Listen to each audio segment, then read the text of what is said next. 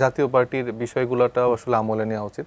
তারা যেভাবে আসলে এখন অ্যাক্টিভ হচ্ছে এবং আমরা তো বলছি যে আসলে ভারতের একটা এ টিম হচ্ছে আওয়ামী লীগ, বি টিম জাতীয় পার্টি। তো বি টিমকে তারা বিভিন্নভাবে অ্যাক্টিভেট করার চেষ্টা করছে এবং তাদের ব্যানারে আসলে বিভিন্ন তৃণমূল পর্যায়ের আওয়ামী লীগ আসলে সংগঠিত হওয়ার চেষ্টা করছে এবং ব্যাপক ফান্ডিং কিন্তু তারা পাচ্ছে।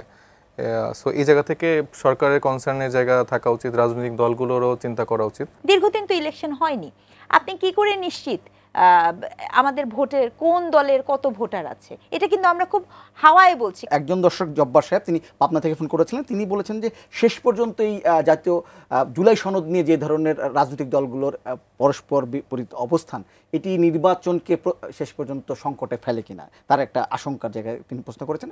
আর মনির হায়দার সাহেব প্রশ্ন করেছেন যে 270 দিনের মধ্যে সংস্কার পরিষদকে যদি পাশ না করে বা এই জুলাই সনদ, তাহলে এটি অটোমেটিকলি সংবিধানের পার্ট হয়ে যাবে। তিনি বলছেন যে এটি আসলে জনগণকে এক ধরনের অপমান করা হয় কিনা। কিছুটা তো সংকটে ফেলার পরিস্থিতি তৈরি হওয়ার কথা। তো সেই জায়গা থেকে আমি মনে করি যে যারা রাজনৈতিক দলগুলো আছে তারা এখন আসলে আরও দায়িত্বশীল ভূমিকা পালন করবেন এবং ঐক্যমত্যের ভিত্তিতে আসলে এই ব্যাপারগুলো সলভ করে আসলে নির্বাচনের দিকে যাবেন, এটা আমি আশা করি। আরেকটা বিষয় আমি একটু উল্লেখ করতে চাই যে জাতীয় পার্টির বিষয়গুলোটাও আসলে আমলে নেওয়া উচিত। তারা যেভাবে আসলে এখন অ্যাক্টিভ হচ্ছে এবং আমরা তো বলছি যে আসলে ভারতের একটা এ টিম হচ্ছে আওয়ামী লীগ, বি টিম জাতীয় পার্টি। তো বি টিমকে তারা বিভিন্নভাবে অ্যাক্টিভেট করার চেষ্টা করছে এবং তাদের ব্যানারে আসলে বিভিন্ন তৃণমূল পর্যায়ের আওয়ামী লীগ আসলে সংগঠিত হওয়ার চেষ্টা করছে এবং ব্যাপক ফান্ডিং কিন্তু তারা পাচ্ছে। সো এই জায়গা থেকে সরকারের কনসার্নের জায়গা থাকা উচিত, রাজনৈতিক দলগুলোরও চিন্তা করা উচিত যেন ফ্যাসিবাদী আমলের কোনো শক্তি কোনো ফরম্যাট আসলে ব্যাক না করতে পারে। সব কিছুর পাশাপাশি এই ব্যাপারগুলো আসলে আমাদের চিন্তায় রাখা উচিত। আচ্ছা, আপনার কাছে যদি বলি যে আপনার কাছে কি মনে হচ্ছে জব্বার সাহেব যেমনটি এক ধরনের আশঙ্কা করছেন যে জুলাই সনদ নিয়ে রাজনৈতিক দলগুলোর যে অবস্থা, এটি এবার নির্বাচনকে সংকটের মধ্যে ফেলবে কিনা?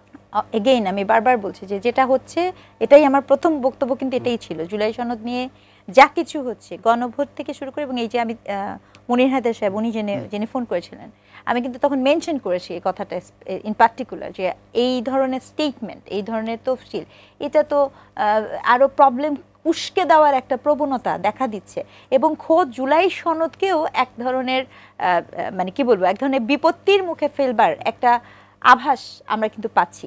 কারণ এটা আপনি নর্মালি চিন্তা করেন যে 2008-এর পরে যে ইলেকশনটা হয়েছে, এই যে ঐক্যমত্য কমিশন, এই কথাটা আমি বলতে চাই, 2008-এর পরে যেই ইলেকশনটা, দীর্ঘদিন তো ইলেকশন হয়নি, আপনি কি করে নিশ্চিত আমাদের ভোটের কোন দলের কত ভোটার আছে? এটা কিন্তু আমরা খুব হাওয়ায় বলছি, কারণ আপনার 15 বছর আগের একটা জরিপ আর নতুন জরিপ তো খুব মানে ফ্ল্যাকচুয়েট, আজকে একটা আসছে কালকে একটা আসছে, সেটাও নাই আমাদের হাতে, অর্থাৎ যেটাটা অনেক ওল্ড স্কুল হয়ে গেছে। সেখানে আপনি নবনির্বাচিত যারা সাংসদ হবে, তার যাকে কিনা জনগণ ভোট দিয়েই তো ওই সংসদে পাঠাবেন আমরা প্রত্যাশা করি, তার যদি এখতিয়ার থাকলো না, একটা জিনিস অটো হয়ে গেল, এটা তো ভীষণ রকমের ওই যে আমি চাই তাই এটা করতে হবে, এটা তো একটা স্বৈরাচারিতা হয়ে গেল।